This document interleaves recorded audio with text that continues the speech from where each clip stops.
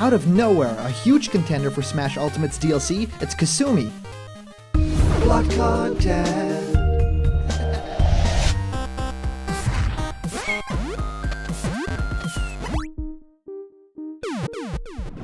What's happening, my Block buddies, and welcome to a brand new episode of Blocked Content's Leak Speak. My name is Callum, and this is going to be your content for today. Everyone has been discussing who will be the final two fighters to join Super Smash Bros. Ultimate. Those final two tricky spots are the talk of the town, just because it's super hard to kind of nail down what will be the choices for these. Just, what kind of idea, what kind of mindset would you be in to finish off a roster that has Joker, that has a character like Banjo-Kazooie, the hero, and then two more? I mean, what could possibly fit in that sort of an idea? Now, everybody's been rumoring about characters far and wide. I mean, the Minecraft Steve of it all, even through first-party characters like Psylux, Waddle Dee, and you name it.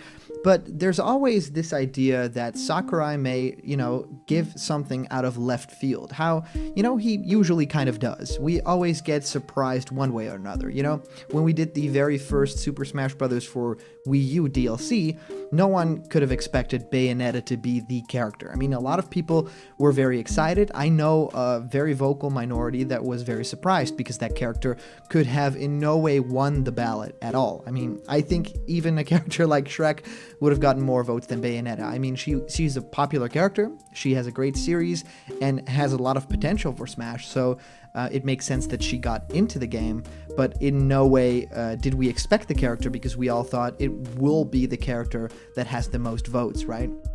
Well, this is kind of a similar situation, and I don't think they're going to go the route of having Piranha Plant. I think they're going to go the route of this character that we're going to talk about today, Kasumi from the Dead or Alive franchise. We've already talked about Ryu Hayabusa from Ninja Gaiden and Dead or Alive, and I'm super excited to talk about this character because there's a lot of evidence pointing towards her actually being a very considerable opponent for the Smash characters and to actually be in the Fighter's Pass. I'm really excited to talk about it, and for those of you guys who like giveaways, we are still giving away Piranha Plant plushies right there from a Warpipe. Remember to like this video and click on subscribe for blocked content and hit the bell for notifications.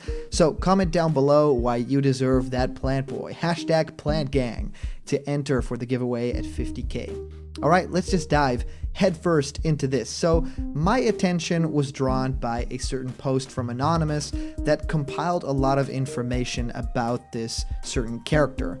Now, of course, I'm very familiar with the Kasumi character. She's actually one of my favorite characters from the entire Dead or Alive franchise. She's my main in the series as well, so that's super cool. I always thought her fighting style was super simple and easy to get into if you're, a beginner in the series and, don't really necessarily have your footing in something as, difficult as that parry system with Dead or Alive. So I always thought Kasumi was a really great fit for a beginner, and just the character and the ideas and just her general philosophy of this rogue warrior that leaves home, out of like this big mythology of ninja warriors. I totally love that idea. I think the character design is awesome. So there's a lot to be said for this character already in terms of people know this character, right? I think arguably more people will know a character from Dead or Alive than they would from like Bayonetta or something like that. I think that it's, been around very, very long, and it's been on the Xbox. It's been, I think, on a couple of different consoles. And to me, it's prolific, right? The Dead or Alive franchise is just a great fighting game, community as a whole. It works in a very unique way, and that makes me think that Kasumi, or a Dead or Alive fighter, it could be the craziest character out of that entire cast, even Bayman or something like that. Or Zack, but I feel very confident that if they're going to choose a character from Dead or Alive, not from Ninja Gaiden, then it has to be Kasumi, not just from the information compiled here, but basically because she is kind of the poster girl of that entire franchise, and hasn't been for a little bit now. I think a couple of other flavor of the month or flavor of the year characters have kind of popped up in her place for other games since, but I feel very confident to say that if they will choose from this pool, then it will definitely be that character. I'm super excited about the possibility.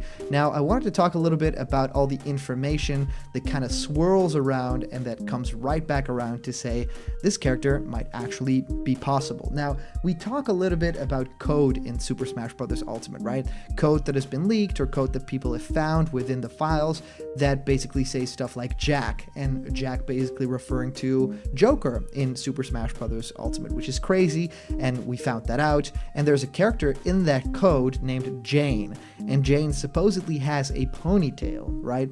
So Jane has a ponytail and is sort of this elusive character that we don't really know, and of course it's heavily rumored after we have Jack, it makes sense, Jack and Jane, that it's a Persona character, right, with a ponytail. And wouldn't you have it, a new trailer for a new Persona add-on has a character, a female main character with a ponytail, so everything kind of would center around that, and maybe it would be a costume for a character, a costume for Joker, but that wouldn't necessarily be the case if this is to be believed. So he basically says Kasumi is codename Jane, and here's why. So it could be, data was found attached to Joker. As we know, DLC fighters have been borrowing and repurposing assets from existing fighters. We've seen that actually in a couple of big ways. I think Joker, for a lot of people, they were very surprised that a lot of the movements and the way that things work and, specifics could have kind of been, copy and pasted from different characters' special moves or, general move sets. And we see some stuff with Banjo that's very similar to the Duck Hunt duo. We see some stuff that's very similar to Mega Man with the standard special. So it makes sense, you have all the resources. And if those moves would have worked that way, either way, then just do that. So Kasumi and Joker both use a short metal blade and appear nimble.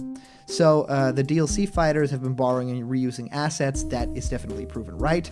And in this case, he says codename Jane was attached to Joker because both Joker and Kasumi use a short metal bladed weapon and are nimble. So they would have similar properties, and I think so. Joker is a faster character. I think Kasumi would be even faster because she's like this ninja warrior, and that's very light on her feet, and that's very quiet. So I think that, a little bit of tweaking on that part, but it kind of makes sense. And of course, there's the code for pony hair, or ponytail found on Joker, which could have been shared by Jane, and then would be a ponytail, which she actually sports in her most popular outfit, the kind of blue kimono warrior outfit. And I totally love that design. That's like the main core design of the character, so that would make sense. And going on to say, Leaker with a living leak stated there would be a female fighting game character. And of course, we've covered this on the channel, the elusive female character that someone saw in Smash Brothers Studio, and they were like, I can't really say who the character is, but it is a female fighter, and it uses some sort of projectile, and that's what I'm definitely sure about. Well, Kasumi is from a fighting game series, and she actually uses different kinds of projectile weapons. She actually has large windmill shuriken in her weaponry, is what this leaker says. And of course, she, I think, has the smaller shurikens as well, so that would definitely also fit that description. And then going on to say, yes, Koei Tecmo is already credited in Super Smash Bros. Thanks to the Fatal Frame Assist Trophy, which is, by the way, one of the coolest assist trophies in the game, which Nintendo and Tecmo co-own together. So in an interview with Team Ninja, they were asked about a character appearing in Smash, and they said they would want Kasumi. So basically said, yeah, if I could choose any character, it would probably be this character. A Tecmo employee and producer director of the Dead or Alive series said he would ask Sakurai if he could ask for any character for Kasumi in Smash, if he ever met him. And of course, there's the missing Virtua Fighter Mii costumes, which were really awesome in Super Smash Bros. For Wii U and 3DS, but they didn't end up happening in the game yet. I mean, there's stuff like the Geno costume too. They're not yet here. Well, Sakurai has held back Sega's Virtua Fighter Mii costumes. That's the general idea here. Dead or Alive was made in response to Sega's Virtua Fighter, and they have same controls and some improvements. Sakurai may be planning on releasing the Virtua Fighter alongside Kasumi as a nod to that former rivalry. And I don't think necessarily as the rivalry, but I think that it's just the relationship of the fighting game of it all. I think that it's just a nod to fighting games that we grew up with. And back in the days, the very first, Dead or Alive, and the second one, they were a really different kind of beast. They look very similar to stuff like Virtua Fighter, and it evolved from there. But that, to me, also kind of makes sense. Here's the fighting game pack. Now, we already have Ryu and stuff like that, so maybe we can even have some Street Fighter costumes added to it. Something crazy for Blanca or something like that.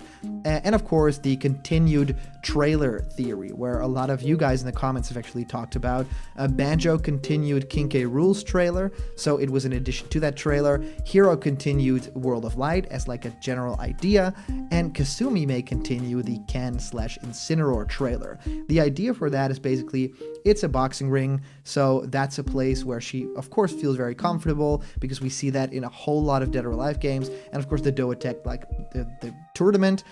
How do I know so much about Dead or Alive? This is crazy. Those tournaments is where she also was a fighter in, and eventually actually destroyed that company, I believe, in the games. And he ends with saying Tecmo and Nintendo have a very good relationship, seen from Hyrule Warriors, Fire Emblem Warriors, and MUA3, which is a series that I actually really, really love, and think that it could really have a lot of potential ideas for Smash, not necessarily characters from the Marvel Universe, and they share the Fatal Frame series and is credited in Smash as a result. So this is extremely crazy. I think that there is something to be said for this character. I think a lot of people would find it strange that a character like Kasumi would get in over someone like Ryu Hayabusa, right, from Ninja Gaiden, because that character was around from the NES days. It's a little bit more recognizable, but I also think that we need some female fighters in Smash, especially in that DLC, because it just needs to be represented. Even with the hero, we didn't get an alternate costume that was a female hero, which was pretty crazy. Everyone kind of rumored about that. If they were to make that happen, they should definitely have a female costume, and they didn't. So to me, this would be just a slam dunk. Have a character in there that's a female warrior that a lot of people really like, that has certain appeal to it as well, has moveset potential, even uses like wind magic and stuff like that, that I feel could have, a very simple addition to Smash Brothers in terms of we already kind of have that with some moves of Sheik, and it could really fit. So to me, I'm actually completely for this idea. I do think that Ryu Hayabusa has a higher chance, and I would love both the characters, but only one would of course get in. So my money would be definitely on Ryu Hayabusa, but I think it's interesting to kind of talk about, because yes, I've always said with this DLC pack, we're gonna need a female or more female fighters in it, because it needs to represent not gaming as a whole, but I think the society as a whole, right? I mean, Smash Brothers is a place where the weirdest things in the world can happen, but I think everyone should feel included. And I feel like a lot of people do feel included now that we have Banjo and Kazooie, a male-female duo.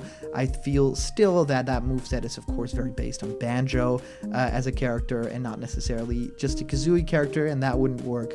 But everyone needs to feel included, and it's 2019. It's right about time that we don't have the DLC slots just for male characters. I think a badass female character has to join the ranks, and I think after Isabelle from Animal Crossing, it would be a really cool idea to have another badass female character in there. So really curious what you guys think of this. If you comment down below, you could actually be featured in our next video, and today's comment question is, do you think Kasumi will get into the game? Now, as far as our previous comment question goes, our answer comes from the trash can of hopes and dreams, talking a little bit about his ideas for trailers. So he says, imagine, in a trailer, Pac-Man gets cornered and possessed Ganon and Ryu summoning his fruit to fight back. He accidentally throws his taunts as he is flung into the sky.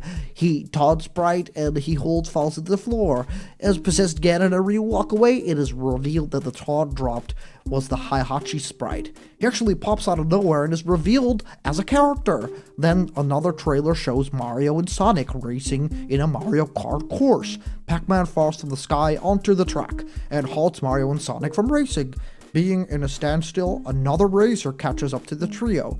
That racer is Crash Bandicoot, being revealed as the final character. Well, the trash can of hopes and dreams I like your username, by the way. I think that those two characters would be super cool. I think Heihachi completely makes sense, as I rumored in our previous video, and Crash to me is a shoo-in. If they don't do that, it will happen as like the first announcement in the next Smash game. But yeah, to me, would make sense, and I think that the Heihachi sprite that's in there, if that would transform into the character, that'd be super funny. And of course, with Crash's new team racing game, or nitro fuel racing game, it would totally make sense to have him appear alongside Mario in his kart, and Sonic not in a kart. I want Sonic to be racing on foot because he's the fastest hedgehog alive. So thank you so much for your comments. These are always a ton of fun to go through. And of course, a huge shout out to our latest Patreon supporters, because you guys make blocked content absolutely possible. And if you have an idea, if you want to be created in blocked content style or pixel art like me, or join me for live discussions, have your own ideas become videos, just go to patreon.com/blockedcontent, because there's a bunch of incredible rewards there and they're waiting just for you. And remember, if you're not yet a member of the blocked content family yet, just click that subscribe button, and there's a little bell next to that. If you click that, you get notifications every time we upload a new video, every time we go live with gameplay, and every time there's a new Battle Quotes, which is our new show that we do pre-battle quotes from Super Smash Bros. Ultimate Fights. So check that out, because there's a whole lot more coming. So thank you guys so much for watching, and I'll see you guys around the corner where there's always more blocked content. See ya.